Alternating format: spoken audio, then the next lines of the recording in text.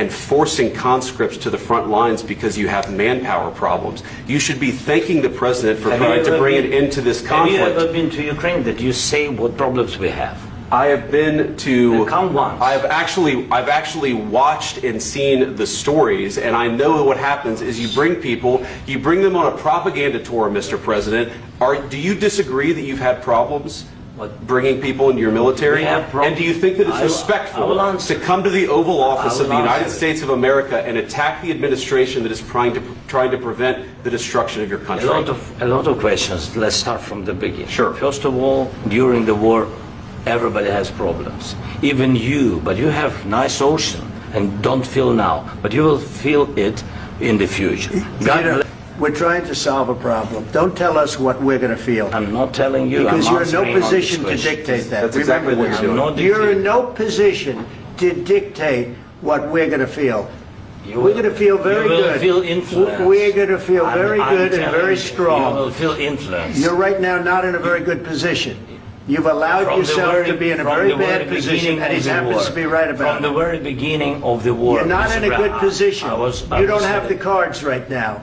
With us, you start having cards. Right now, you don't. You're playing cards. You're playing cards. You're gambling with the lives of millions of people. You're gambling with World War III. You're gambling with World War III.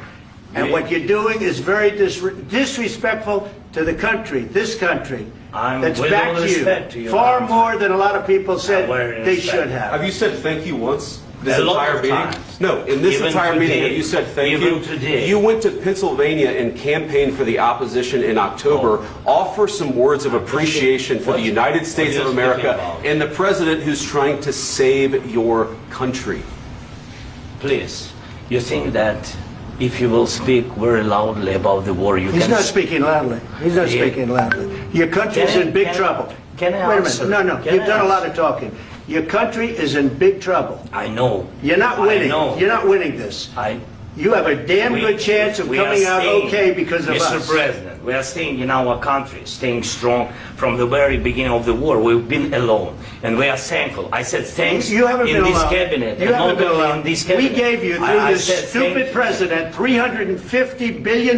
You voted we gave for you your military equipment, and you men are brave, but they had to use our military. If you didn't have our military equipment, if you didn't have our military equipment, this war would have been over in 2 weeks. In 3 days, I heard it from Putin. In 3 days. This is something maybe new. Less. In 2 weeks, of course, yes. It's going to be a very hard thing to do business like this. Again, I tell you. just say thank you. I said a lot of times to American people. Except that there are disagreements, and let's go litigate those disagreements rather than trying to fight it out in the American media when you're wrong.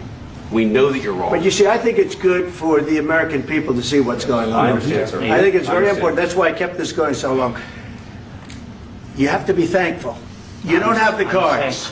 You're buried there. Your people are dying. You're running low on soldiers. Listen, you're running low on soldiers. It would be a damn good thing. And then you tell us, I don't want a ceasefire. I don't want a ceasefire. I want to go and I want this. Look.